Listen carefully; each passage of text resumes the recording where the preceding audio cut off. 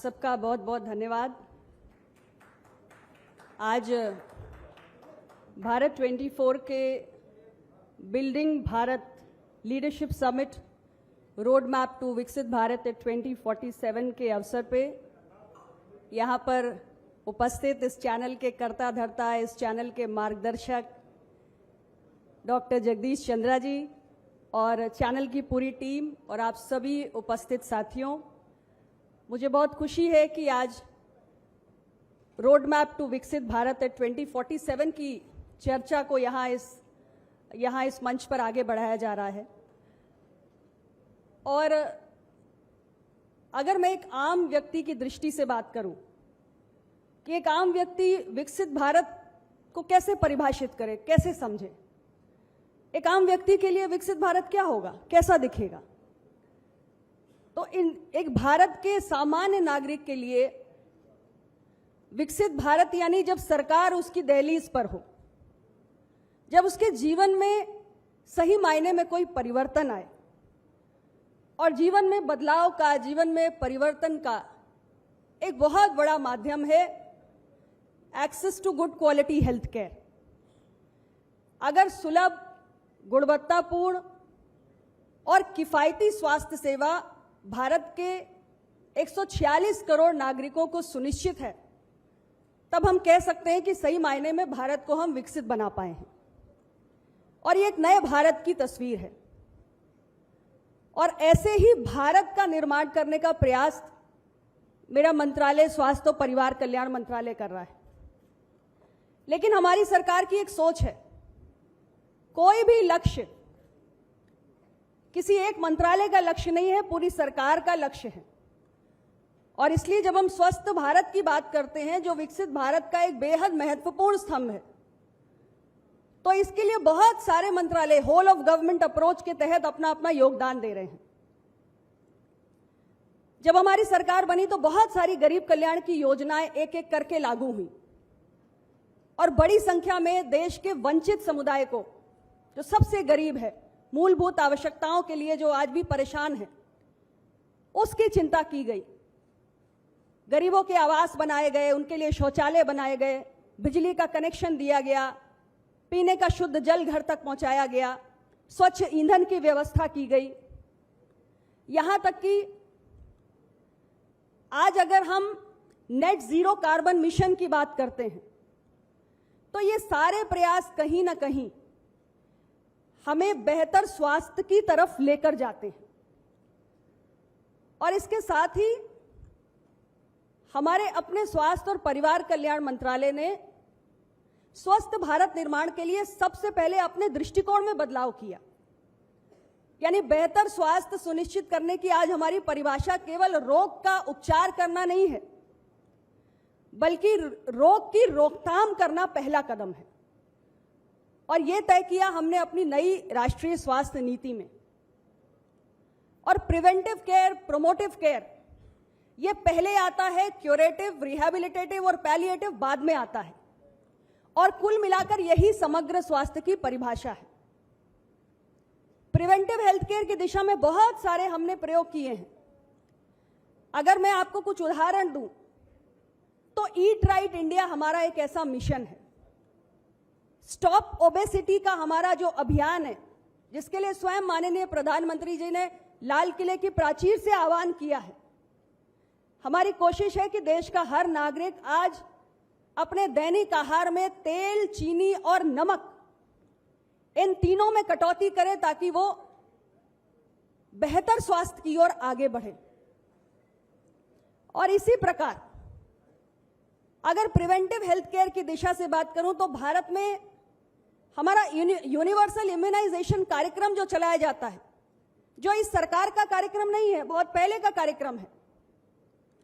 लेकिन फर्क यह है कि पहले जब टीकाकरण कार्यक्रम चलाया जाता था, देश के 2.5 करोड़ बच्चे और देश की 2 करोड़ 90 लाख गर्भवती महिलाओं के लिए, तो इस टीकाकरण कार्यक्रम में केवल 5 वैक्सीन सम्मिलित होती थी। लेकिन हमारी सरकार आने के बाद हमने इस टीकाकरण कार्यक्रम में वैक्सीन की संख्या बढ़ाई। आज 11 वैक्सीन हैं जो हर साल 2.5 करोड़ बच्चों और 2 करोड़ 90 लाख गर्भवती महिलाओं के लिए लगाई जा रही है उनको।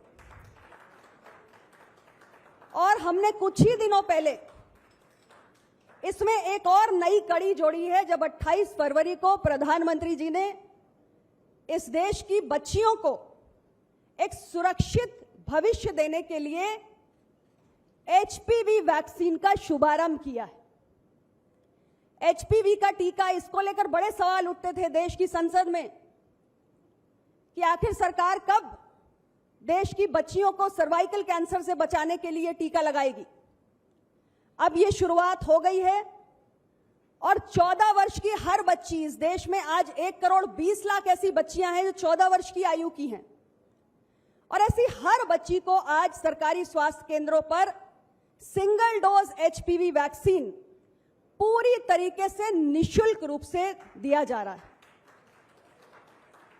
और मैं ये भी कहना चाहूंगी कि ये टीका पूरी तरह सुरक्षित है, WHO अप्रूव्ड है, और भारत ही नहीं, आज दुनिया के 160 देश हैं जो अपनी बच्चियों को सर्वाइकल कैंसर जैसे खतरे से, जो आज सेकेंड मोस्ट कॉमन कैंसर है महिलाओं में, उससे बचाने के लिए इस टीके को लगाने का काम कर रहा है। तो हमारा इम्यूनाइजेशन प्रोग्राम एक बहुत बड़ा कदम है प्रिवेंटिव हेल्थ केयर की दिशा में, जिसके कारण आज हम मातृ मृत्यु दर, शिशु मृत्यु दर, अंडर 5 मोर्टेलिटी, इन सब में गिरावट ला रहे हैं, और इतनी तेज गिरावट ला रहे हैं कि ये दुनिया को भी पीछे छोड़ रही है।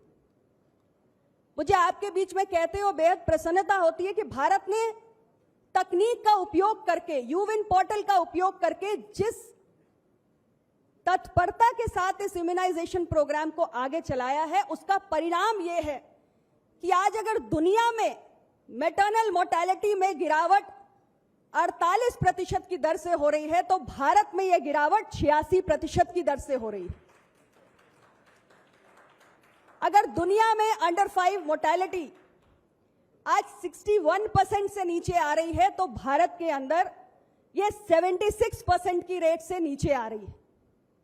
और नियोनेटल मोर्टेलिटी, अगर दुनिया में इसकी गिरावट की दर 54% है, तो भारत में इसकी गिरावट की दर 70% है। तो आज हम अपने बच्चों को, महिलाओं को पहले से कहीं अधिक सुरक्षित रह पा रहे हैं, और बहुत सारे अनमोल जीवन हम बचा पा रहे हैं अपने इस कार्यक्रम के कारण, और जो हमने एक अलग दृष्टिकोण, एक अलग तरीका अपनाया काम करने का, उसके कारण। और जब हम प्रिवेंशन की बात करते हैं तो इसमें अर्ली डायग्नोसिस का, जांच का, इसका बहुत बड़ा महत्व होता है। कोई भी रोग अगर समय से उसकी जांच हो जाए और उसका पता चल जाए, तो हम टाइमली ट्रीटमेंट दे सकते हैं और बहुत सारी अनमोल जिंदगियों को बचा सकते हैं। और इसलिए आज देश में जो एक बड़ा नेटवर्क है हमारे प्राथमिक स्वास्थ्य केंद्रों का, जो हमारे आयुष्मान आरोग्य मंदिर हैं, यानी देश के किसी भी सामान्य नागरिक को अगर सबसे पहले चिकित्सा के लिए, स्वास्थ्य सेवा के लिए कहीं जाना है, तो सबसे पहला पॉइंट ऑफ कांटेक्ट उसके लिए एक आयुष्मान आरोग्य मंदिर है।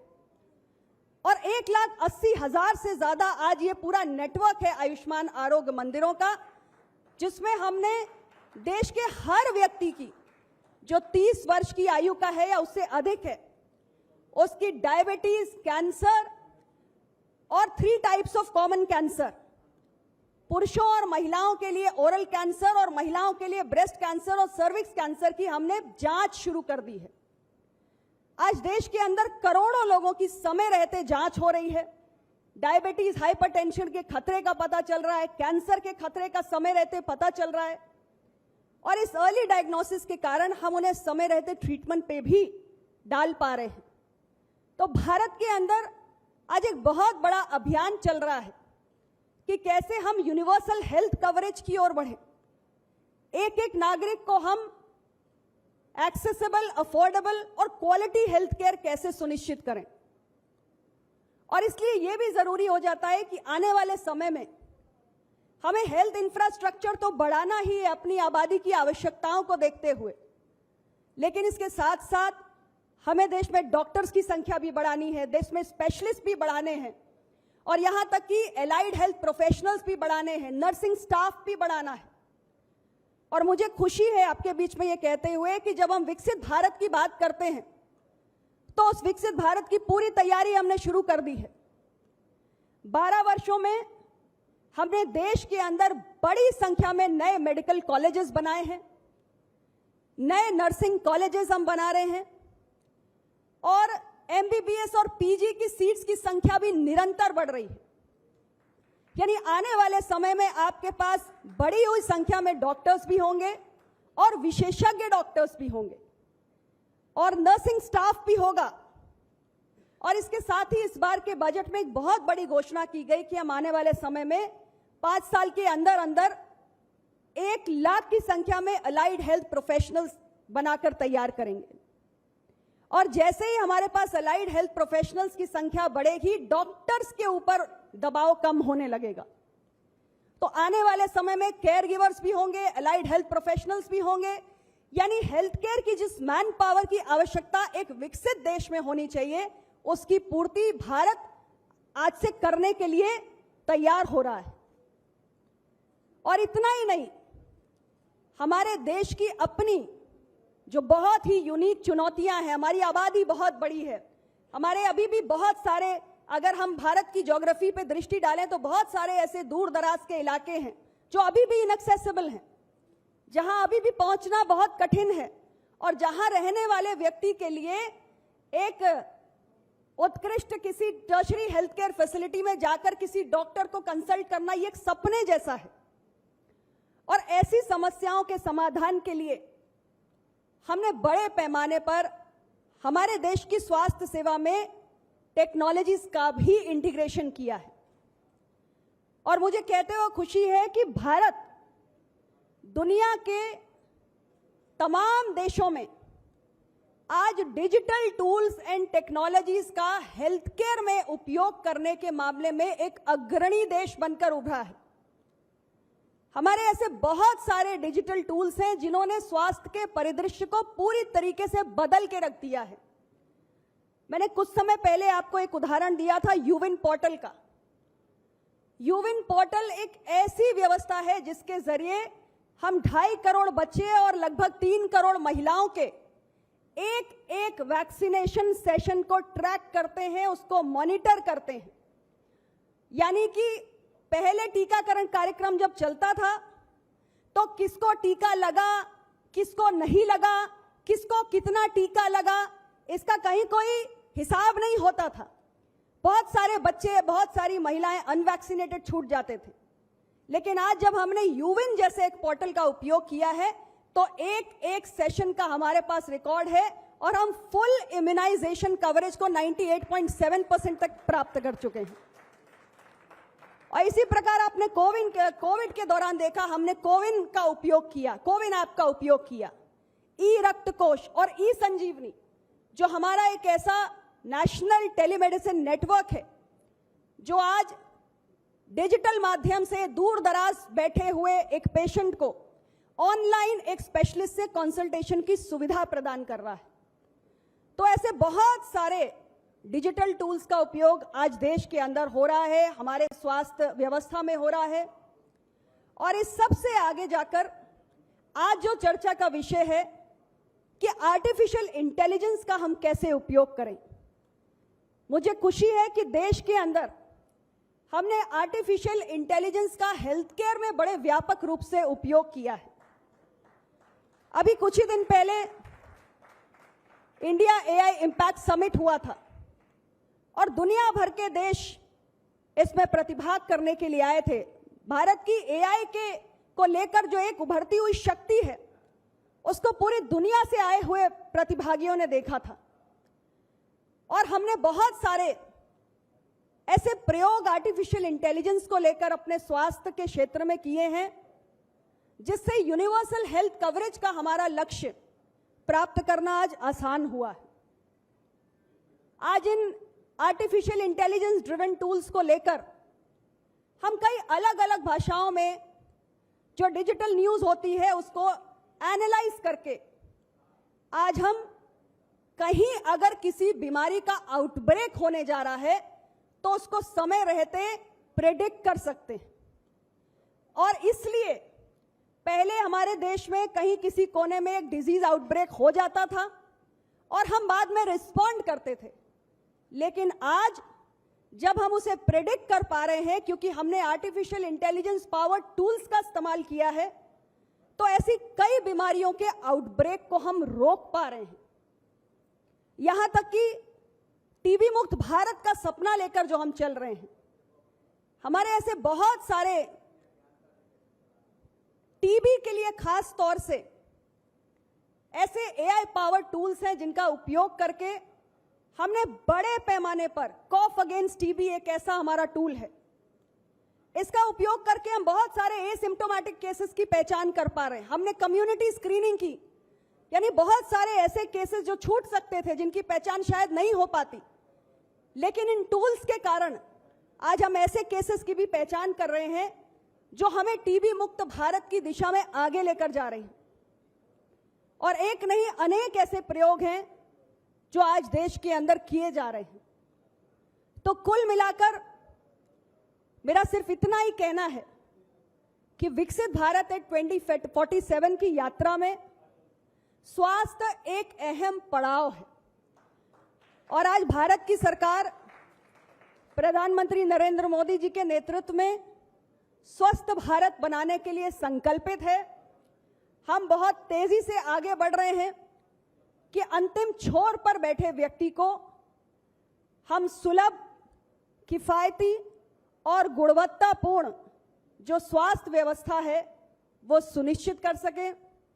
और ये एक ऐसी जिम्मेदारी है, मैं समझती हूं कि स्वस्थ भारत बनाना एक साझा लक्ष्य है और इसमें सभी स्टेक होल्डर्स को आगे बढ़ के अपना अपना योगदान देने की आवश्यकता है।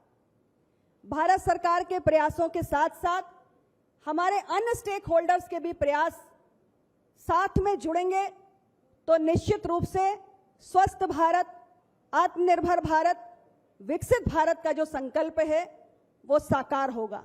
इसी के साथ आप सबका बहुत बहुत धन्यवाद। जय हिंद, जय भारत।